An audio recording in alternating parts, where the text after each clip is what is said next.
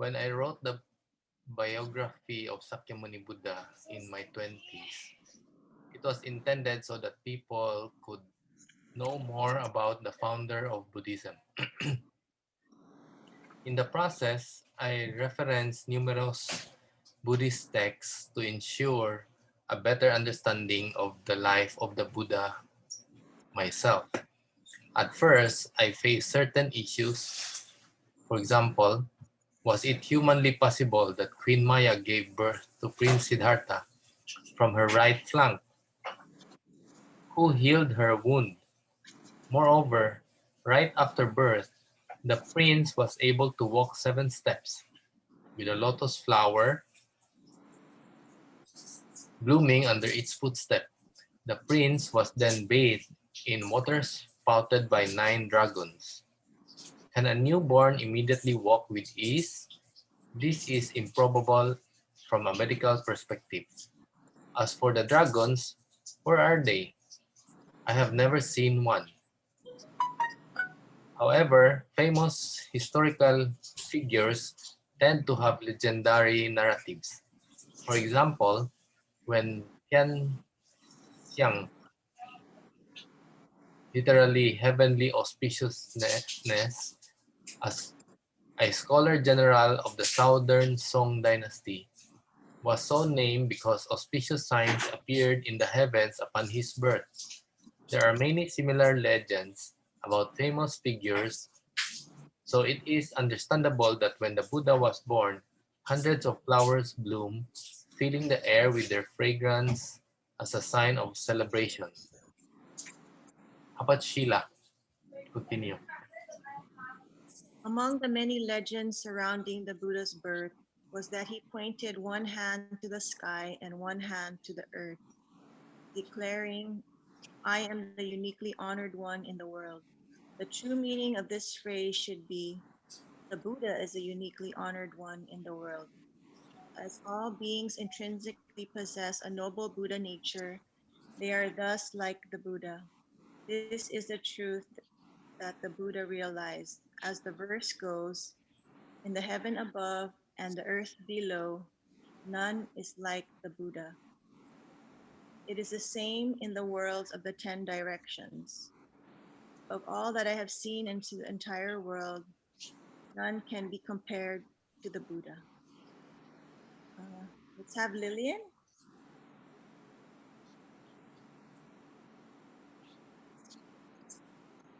Lillian, can you read?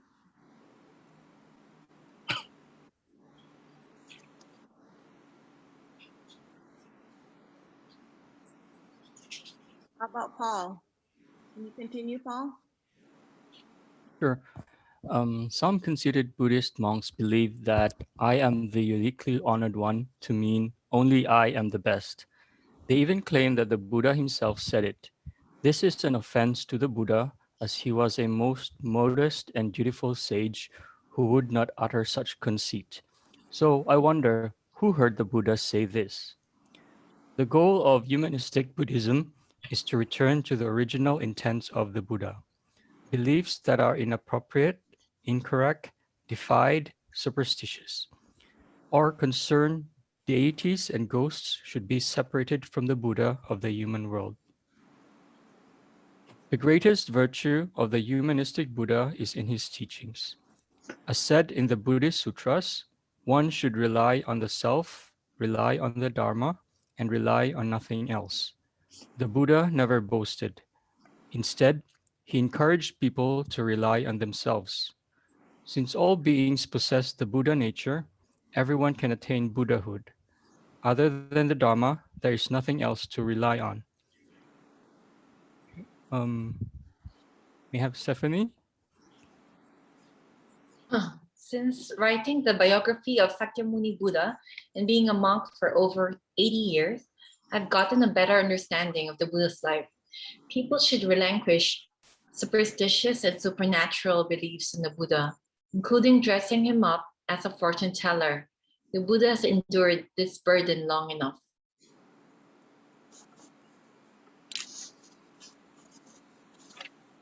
Yes, thank you everyone. We have just gone through the article itself. Now we come to my PowerPoint. This is a pretty short one, and it may be quite difficult for some of us at the beginning when we read the biography of Sakyamuni Buddha, because there are a lot of things being added on.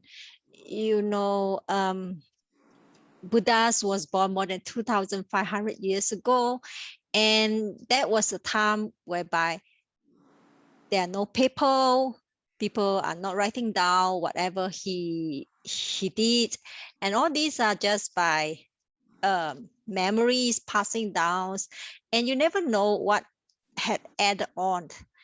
If in fact we read about the biography of the Buddha, it started off with very short, a bit sketchy kind of storyline, and then as the years goes, you see that more informations and more content being added into the biography of Sakyamuni Buddha. Usually our first impression is that the longer it is, the more detailed it is, the more complete it is. But for historical things, that was the other way around. So when we read about some of the sutras or some of these biography, there are a lot of things we have to read very carefully. So there are some issues being pointed out by Venerable Master Xing Yun. I believe some of you, when you are doing your own personal reading of Sakyamuni Buddha, you do also observe this kind of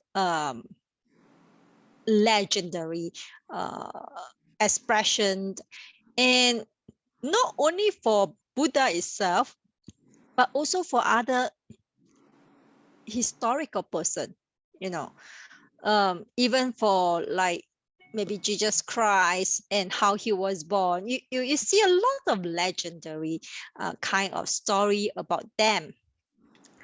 So this is one of the art piece. Let me use the. So you can you see my this small little ray pointer over here? This is an art piece whereby the Prince Siddhartha was born out of the right flank of Queen Maya. Okay, and then she was holding on to the branches of the Sala trees, and these are things that was being depicted in some of the art, and from there you realize that these are the inputs that they get, and then that's how they presented it in art form. And these artworks are like many hundred years ago, you know, like maybe even 1,000 years ago. So you can imagine this kind of legend had passed on to us is not a recent kind of things.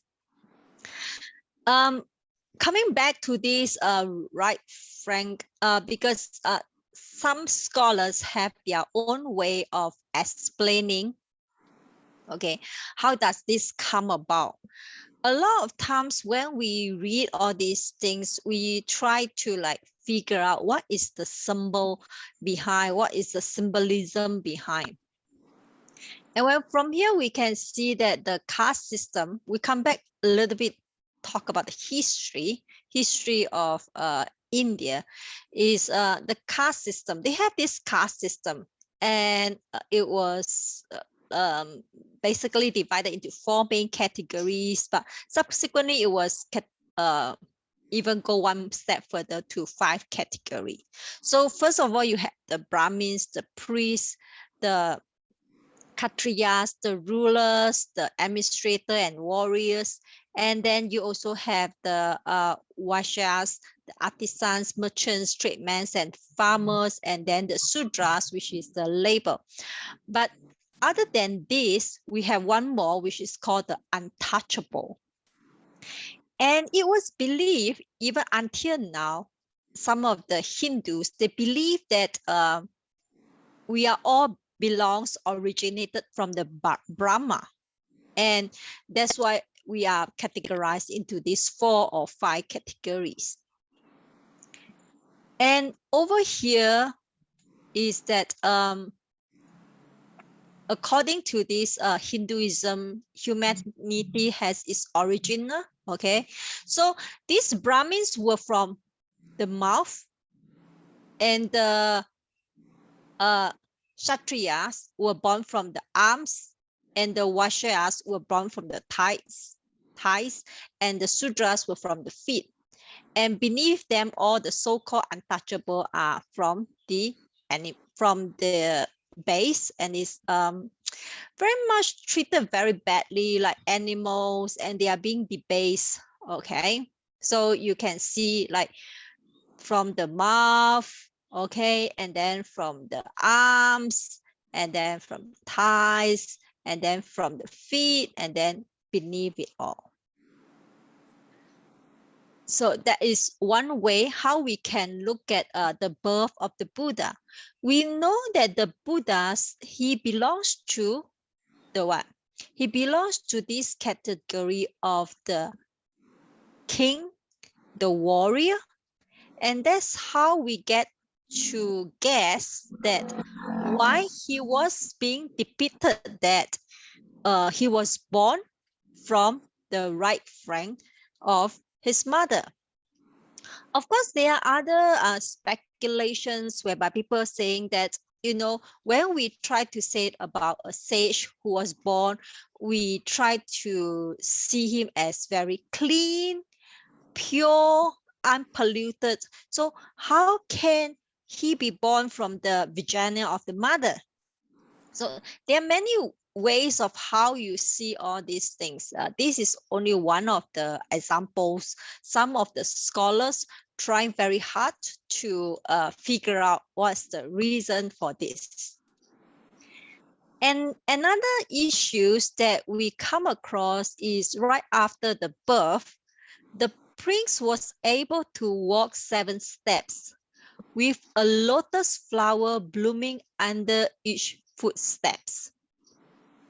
So you see that, you know, all these lotus flowers as he walked and it blossomed. And the prince was then bathed in water spouted by 9 dragons. Okay, this is one of the stories. And so what does all this mean? Why 7 steps? Why not 9 steps? Why not 3 steps? And I did a little bit of a research. I realized that in Christianity, 7 has a meaning to it.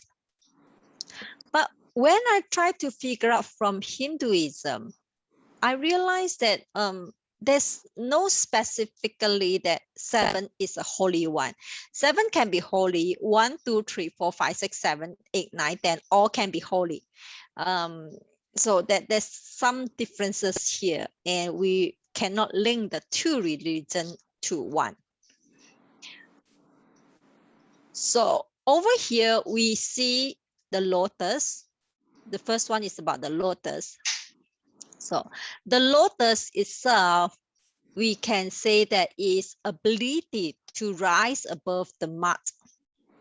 And mud is the conditions for the lotus to grow. So what can we derive from this is that all conditions in life, whether good or bad, are meant for us to grow. You can't discard the mud away and then say that I want to grow and become a beautiful and a fragrance lotus. Likewise for our life, there are definitely times whereby there's up and downs. If you have been observing the recent death of Prince Philip of the British monarchy, you realize that he also had a very hard life actually before he married to Queen Elizabeth. But he lived out as a beautiful lotus. So for us, how are we going to live and to become the beautiful lotus? Make use of all those mud. It's difficult because it's smelly, it's sticky, and But that was when we get stuck with this idea of, I hate that. But you learn to accept and embrace that and make use of that as a foundations for your growth. It can be something good. Now coming back to these 7 steps. Okay, so the 7 steps he walked is a portent that he will achieve the 7 factors of enlightenment. These 7 factors of enlightenment is a sequence of practice, which I'm not going into detail, but you shouldn't have any problem Googling about that. And it's a metaphor which implies enlightenment, nirvana as the destiny of the boy. So these 7 factors, in fact, at least 2 of them is very familiar to you all. One is the 4 Noble Truths, which is included under your this Eightfold Noble Path. Okay, so within your Eightfold Noble Path, and then you have things like the 4 Right Mindfulness. These are things that you can see inside your 7 factors of enlightenment. And another issues. So this one I think is much easier to understand if we look at lotus in such a way that we are being born into this human world. This human world is imperfect, but because of this imperfectness, it gives us this space to grow and to develop our compassion and wisdom. For example, like me, now that I'm living in South Africa, it's really very different from living in Singapore. Although in Singapore, we are being taught that you have to be compassionate, you can help the poor, but you couldn't imagine how poor is poor until you go to another country, which is really very poor. And most of the time you will run out of electricity, you run out of water. So we are having a strike today. Okay, so we hope that there won't be, our water supply won't be affected. And then we talk about this COVID-19, how to take care of our personal hygiene, but you couldn't imagine that they don't have their own toilet in their house. So you have to walk some distance away, and it was shared among a lot of people. And they don't have direct water supply, so they can't wash their hands so frequently. They couldn't even afford a piece of soap.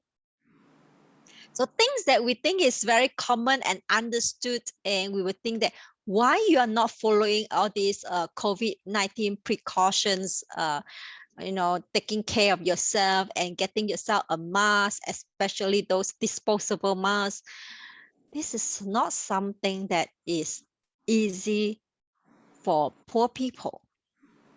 But it's only when I come to South Africa that I get to see this and get to understand that. And also you get to see these people, they are living in an environment whereby stealing is very common. And as such, you may think that why they keep on stealing? Aren't they being taught in schools that they are not supposed to steal? But don't forget that the environment that they are facing is so strong and so tempting that what they are being taught in school is not going to be very effective. Hence, when you look at all these things, you see a lot of these kind of imperfections in the world. But how are you going to grow out of this? Of course, there are some who do get out of this kind of situations. Okay, so it's not just there to complain and blame about people stealing, and then rather embrace them as what they are. That's what I learned about that. And you just have to be extra careful with your things. There are no other ways. Okay. So so this indicate, you know, when you practice these 7 factors of enlightenment, then it will end up that you can gain nirvana. Another issue is I've forgotten to say, you can interrupt me anytime with all these issues. So if you have questions, you can ask me. No? Or you want to wait until the end? Okay, so about this one, this is another issue that our Master Xing Yin, he brought up. The newly born pointed one hand to the sky and one hand to the earth, declaring, I am the uniquely honored one in the world. This one disturbed me a lot when I first read about this biography. Those in front is okay, because to me, I know I see this as fiction story, you know, is right. You're reading a fiction story. But this part was like, it seems like he was, first of all, he can speak as a baby. Okay, a person who was born just minutes and start talking. So this one really disturbed me. And the second thing is that how can he, a person who is going to be a Buddha, be so arrogant and say, I am the uniquely honored one in the world?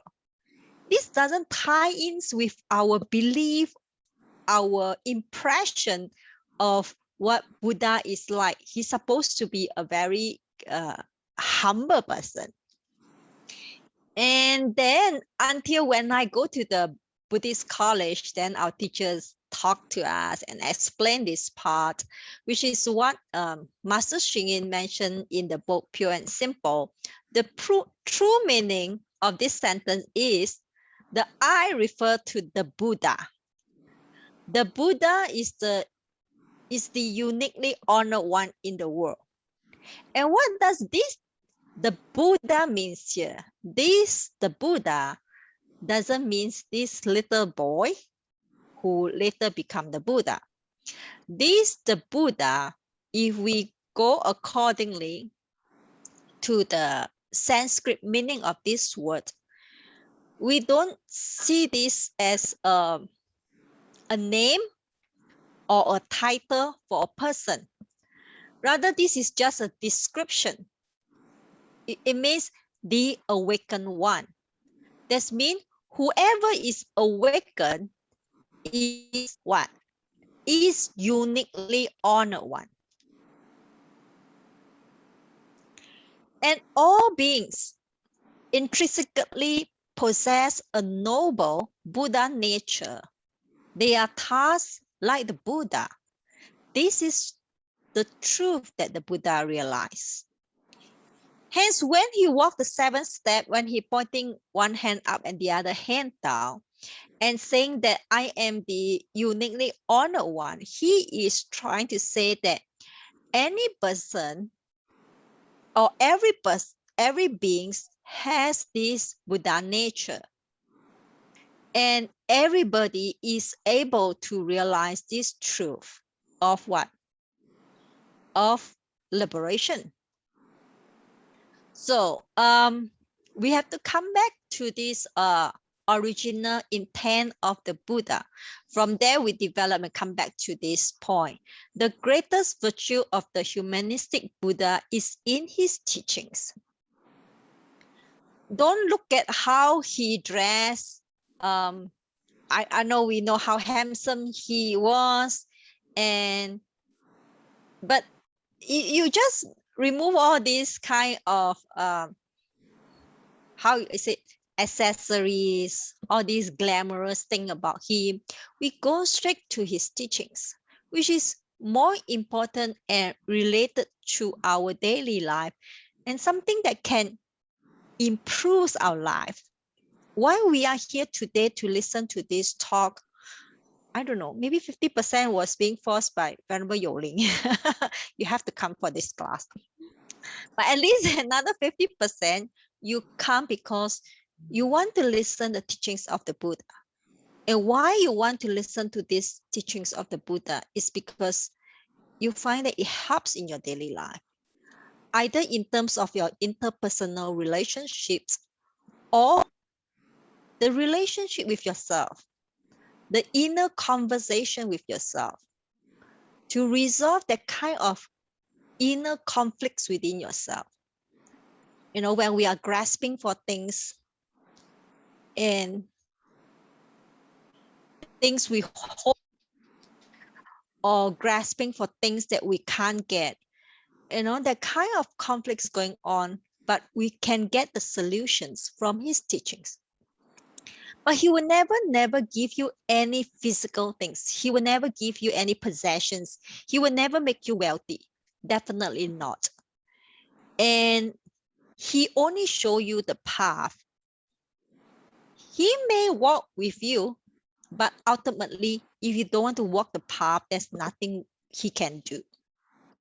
So coming back to this teachings part, this very famous line that he mentioned, rely on the self, rely on the Dharma, and rely on nothing else. This is a very, very unique thing in religion. We know that in most of the other religion that I know, just excuse me if I'm ignorant, I think only Buddhism is the one who say about rely on the self, rely on the Dharma, and rely on nothing else. So first of all, you need to rely on the Dharma, although it was said in the second sentence. And using this Dharma as a guideline, you have to work by yourself. So I show you the 7 factors of enlightenment, but I can't promise you that you will gain enlightenment if you don't practice it. So you have to still rely on yourself to go through the path and rely on nothing else. It's a very sobering truth to some people because it's easy. It's always easy for us to put the walking, leave the walking to other people. That's mean you help me to do the walking. It's very tempting when people try to tell you, it's okay, I will do the walking for you. And that is also part of the reason why Buddhism is not the topmost famous religion in the world, because you have to do the walking by yourself and no one promised to do the walking for you. Okay. But you realize that, but why there are still people who still choose to believe in Buddhism? The reason is that when you really try hard and do the walking by yourself, you don't need to wait. Immediately you feel the joy.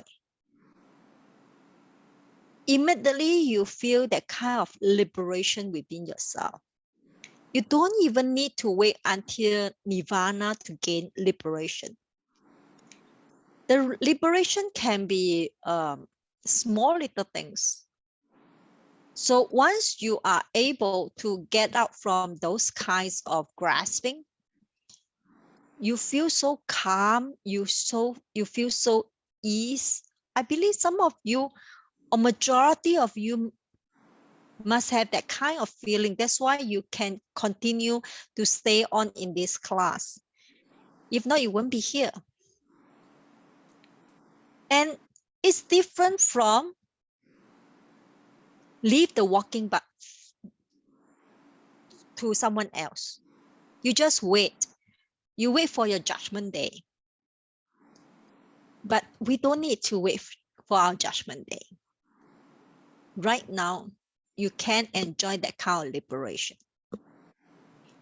Now, what about Buddhism? Do we have judgment? Yeah, we have judgment, but not judgment day. And we don't have a higher God or higher beings to judge us. Is what?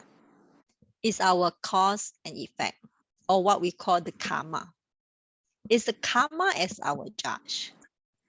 So no one else, not Buddha. Buddha, he is not so, he won't have time to do all these things. So many people to judge for everyone. It's so headache. I don't know where there's any lawyer here, you know, those judge having really a panel of maybe 5 judges or panel of 7 judges to judge over a particular crime or whatever. No, karma will do the judge for us. So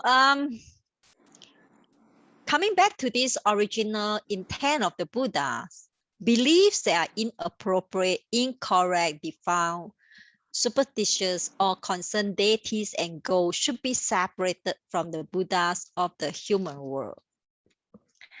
I see it more as like, never mind, I see this as fiction stories, and I don't know how many have, how much have you covered about this book, because I read the Chinese one whereby some of those stories are very interesting, and you see how superstitious we are, and Master Xing Yin tries to correct us over this kind of wrong thinking and that kind of superstition. Okay, I shall end here with the Gatha that was written in the book, which was also, this Gatha was the one that we use in our chanting in Chinese.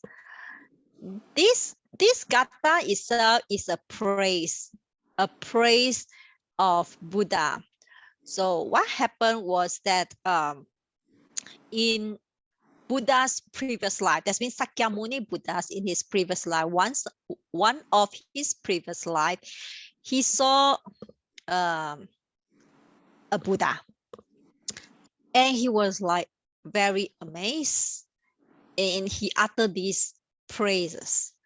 In the heaven above and the earth below, none is like the Buddha, which meant that whatever he have seen, he never seen a person like this awakened person.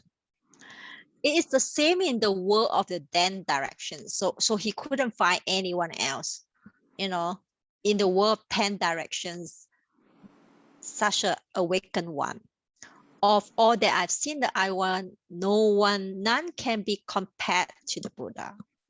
So this is a word of praises about the Buddha. Okay, I shall end here. This is a very short one, a brief one, and I hope you are happy with this. Any questions? Oh, now I saw the checks.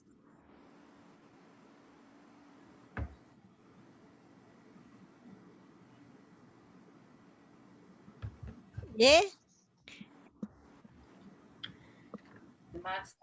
Thank you very much, Reti, for her precious time with us tonight. Even though we have attended forum through online just now, and everyone is still diligent to continue the study group right now. And today is a unique topic, which is the unique honor one.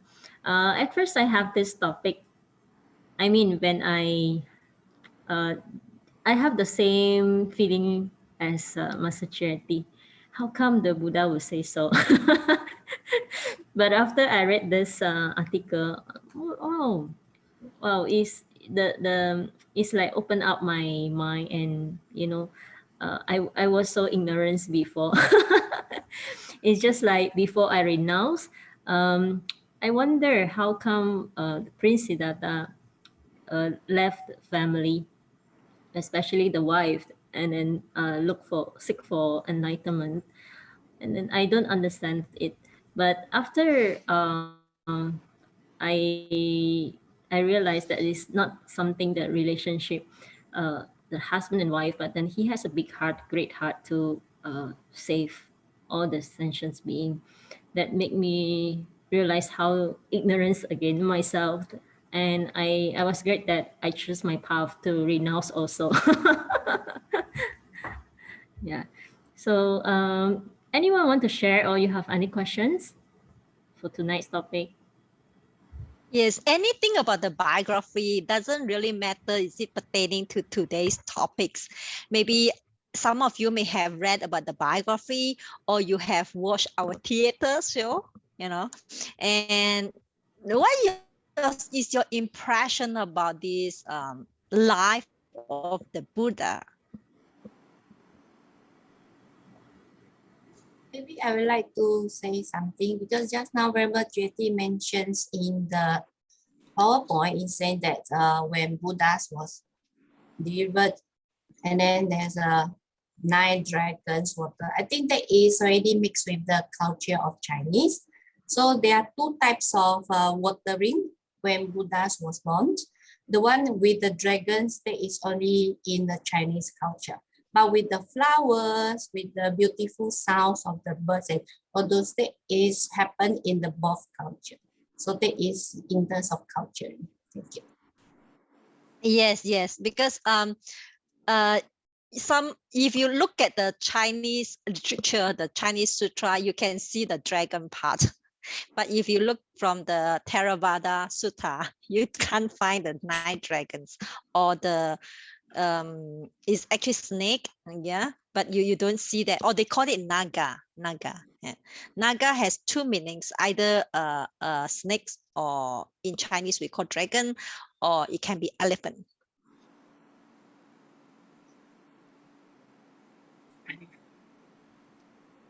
I have a question. Yes, I wanted to ask, like, if this was mentioned in any sutras. Then you mentioned that it was found in a Theravada Sutra. May I know the name of the sutra, please? So I can. I have to figure out and then show it to you later on. Yeah. Okay. Because I only know it in Chinese. Thanks. So yeah, I was just thinking maybe at that time, I mean, it could mean literally it really happened. So maybe he was really born from the right side of his mother. Then he really walked. You can take it two ways, like literally, or we can also take it figuratively. But I think at the end of the day, if you want to take it literally, then good for you. If it works for you, if that's the vehicle you want to take to help you with your journey and helps you get enlightenment, then good for you. But if you want to take it figuratively and you think that, oh, it may mean something else that but we don't know what it really means, maybe if you want to use that as your vehicle to reach enlightenment, then good for you. As the Buddha said, there is no one dharma for everyone. So you use whatever vehicle helps you reach your enlightenment. So either way, I think it's whatever works for you, then so be it. That's what I agree with Paul. Yeah, because to some people, they have this need of this sacredness. That's mean to make the prince look very sacred, and this will create a kind of admiration for the Buddha and the prince, and they will become more devoted for certain people. But for certain people, the other way around, because if you use this way, they find that, oh, this is too mystical, and they couldn't accept it. And henceforth, it really depends on your audience. And I think most of the Chinese, they are not very doubtful about this part about the prince being born, out of the right flank, and then you have the 7 lotus, and then talking and all these things. But when I was interacting with the Western audience, I always make a point to explain to them about this part. So it really caters to different needs. I believe that this story, the development of these stories, It must have been a reason for it. You know, if not, what's the difference between me and the Buddha? You know, so we want to make the Buddha looks more deity-like and more sacred. But if we look from Venerable Master Xing Yin's point of view, he don't want us to deify the Buddha. Rather, he want Buddha to be a human beings. There are pros and cons to it, as I say, that it depends on individuals. Some people, they want to see Buddha as a godlike, you know, but some people, like me, I would like to see him as a human being. The reason why I become a Buddhist was because I had a conversation with my Christian friend, and she said that she don't want to become a Buddhist because Buddha is not a god. And he wants someone who had planned and paved her life. And when I heard that, I was like, wow, who is this guy? Who is this guy, Buddha? He don't plan and he don't control my life. And that's how I get interested with Buddhism. And the more you deify Buddha for me, the more it doesn't work for me. It depends on individual. So when you want to share your beliefs about Buddhism with other people, you really have to look at your audience. Yeah, thank you, Paul. Yeah. Hello, Sifu. For me, Hello. I have my first book of Buddhist biography was from Xing Yun. And then from them, I read a lot of Buddhist biography from China author, Fassel, no, and also Singapore. And right now I'm trying to listen to Malaysian, some of the Dharma teacher. And I'm very fascinated about the life of the Buddha. And I have saw the overlapping of those biography. Of course, there are some changes. There are some changes. I also even watch the Buddha series from the Sri Lanka. So I have one particular reason why I choose Buddha. Number one, Buddha has told us that whatever, even what he said, we have to check it. We have to verify it. We have to experience it. It doesn't matter if it came from him. We still has to check it. So that is number one. So he is trying to acknowledge us as a human, that we don't just blindly believe. So that is the number one, why I choose the Buddha. Number two, at the time I keep asking myself, why after he seeks the two ascetic to teach him the yoga, and he did not attain what he would like to attain. So he was, I'm just kind of curious. He said to himself, when he sit in the Bodhi tree, and he is very adamant and very, very sure that he's not going to get up from this seat until he gets the enlightenment.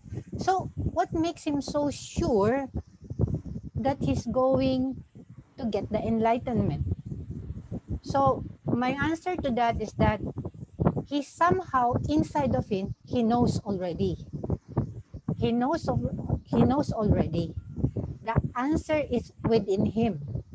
The answer is within him.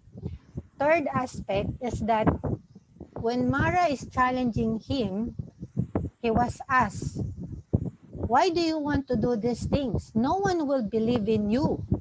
Who's going to be your witness? And of all the stories that I have read, every author, every movie, every series, one, he said, the earth is my witness. And I keep searching for that. How can the earth be his witness? And just recently, I was watching the YouTube YouTube documentary, and during the time that the British was beginning to colonize the India, they found the relics of the Buddhism, and actually it was, ironically, it was the British who really restore those proof that what the Buddha is telling us. It was really the earth is the witness. So I keep searching everything, and right now I'm very happy that why is that Buddha is telling me the path is emptiness, it's non-self, it's anicca. So right now I do understand everything is emptiness. These are just a tool. This is a path that we all, that the answer lies within us. The Dharma is a teaching, it's a path, it's a tool. When we already know it, we don't need the path. We're going to be the Buddha already. So that is my realization. Amitabha.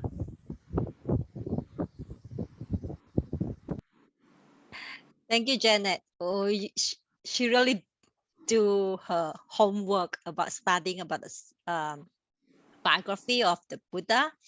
And yeah, the first one about asking, that one you can find in the Kalama Sutra.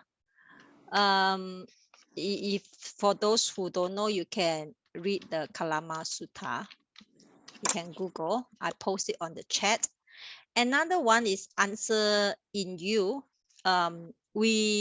If you still can recall the biography of the Buddha, we know that during this, there's one festival while he was young, the harvest festival, and he was, I don't think it's the harvest festival. It's the other way around. It's the plowing festival, and he sat alone in a tree, and then he was into deep meditations. And so when he find that he didn't, after when he grew up, and then he renounced and he learned from another two teachers, and he wasn't satisfied with that training, and he go to the forest for 6 years, and still he got no progress. He suddenly remember what happened in his past. And that's why you coming back to the part whereby you have to rely on yourself, that you have to do this kind of trial and error, and ultimately you found that you have the answer in the very first place.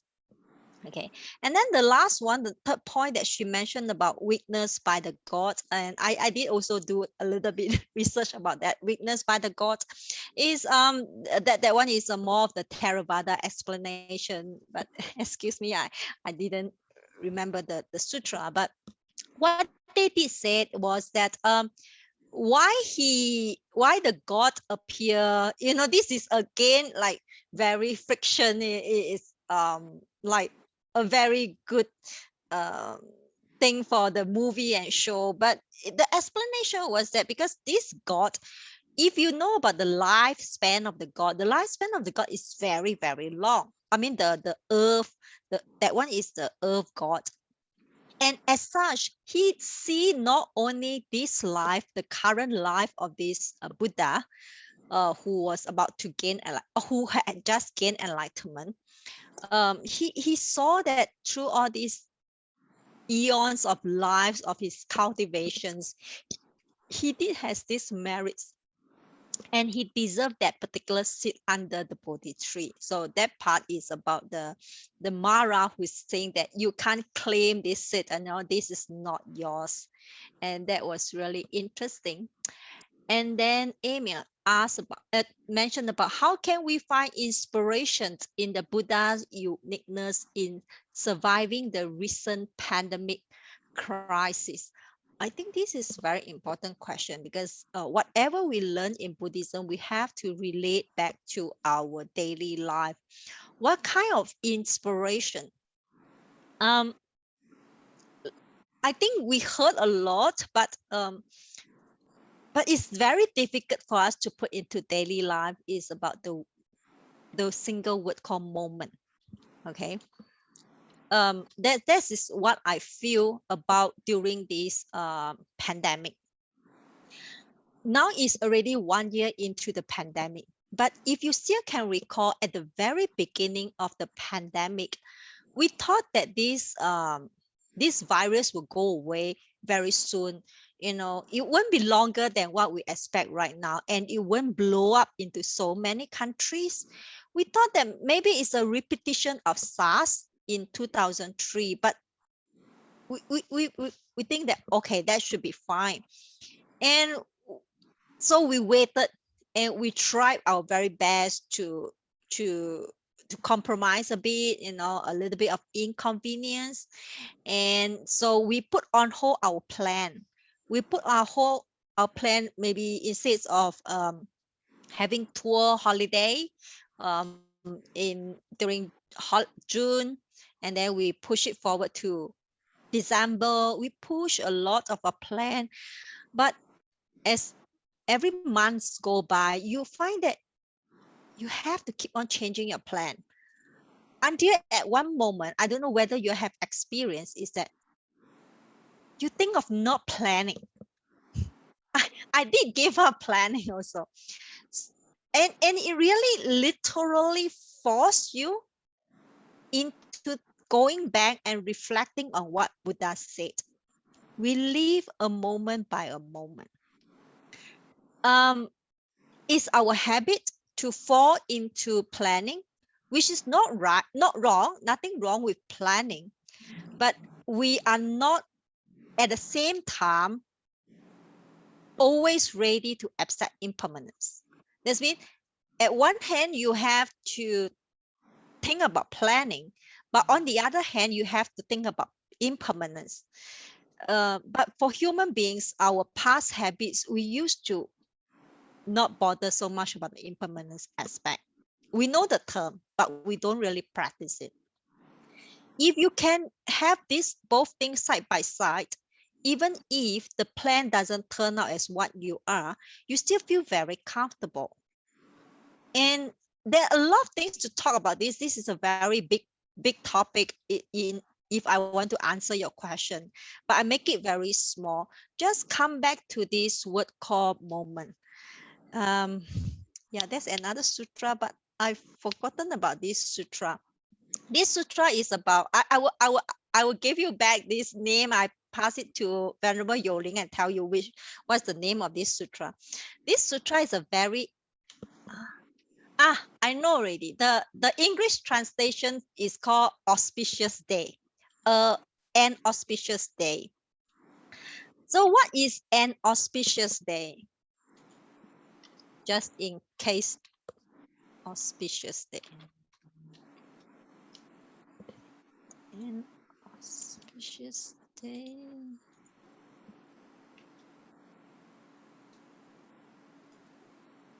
So an auspicious day, what you have is that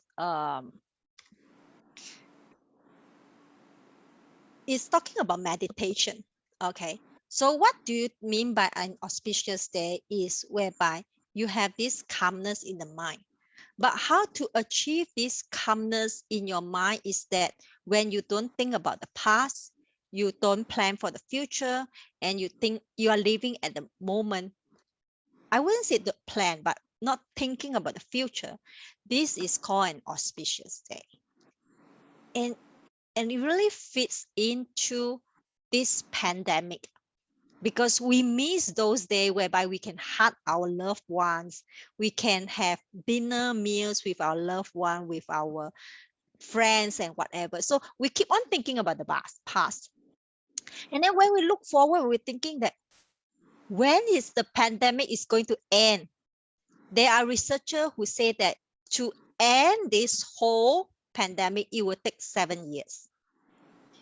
So people will become very sad. Some will feel depressed over that, because 7 years. You mean I cannot hug my family members for 7 years? So this is something that, because we have this we long for what we want to think in the future. But if we live every day, then we'll be much better. I will give you all these things, these sutras and links, and pass it to Vampa Yoling. So tomorrow wake up, then you read about that. I think I'm taking up too much of your time. Sorry about that. Yeah, thank you. It's okay. I think we are happy to hear from you. But it's true also. I also have the same feeling as Varamba Charity. Right now, sometimes you want to plan, and after that, I found like I have to give up the plan, because the more you plan, the more you feel confusing, and you got stuck there. But then it's another like opportunity for us because of the pandemic. That's why we have this study group, and many things that we learned, especially in technology, during this pandemic time. And we have the live stream of prayer, and many other activities. Because of that, also our members or devotees, they found the inspiration from the activity we have virtually. So I think that is also the good one. Even some people, they say that they already learned Buddhism for more than 20 years, but maybe they don't have a time to sit down in the class for a Buddhism class. But then now they have no choice. They will turn on the Zoom, and then they learn all the Buddhism. Like it's like interest coming back to them after the 20 years, you know. So they have so much of Dharma joy with this, and then they are looking forward like what else, what other class that we have. So I think sometimes it's not just bad, but it just, we say impermanence. Something bad is not just bad, but then they're also turning good. So yes. Okay, so time's up for today. Let's have dedication of merits, and then we will end the lesson for today. And then we see you next week, next Wednesday, 8 p.m. Okay, Arvin, thank you.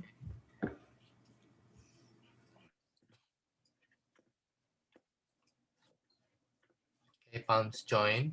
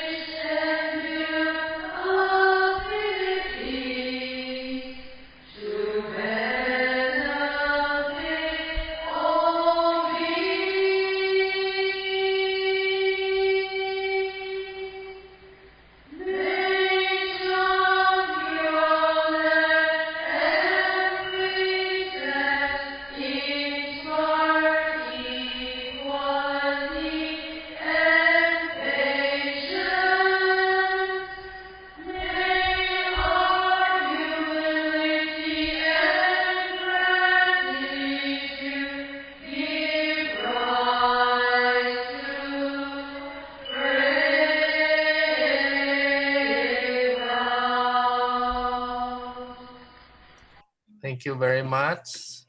Turn on your video. Let's have a photo first.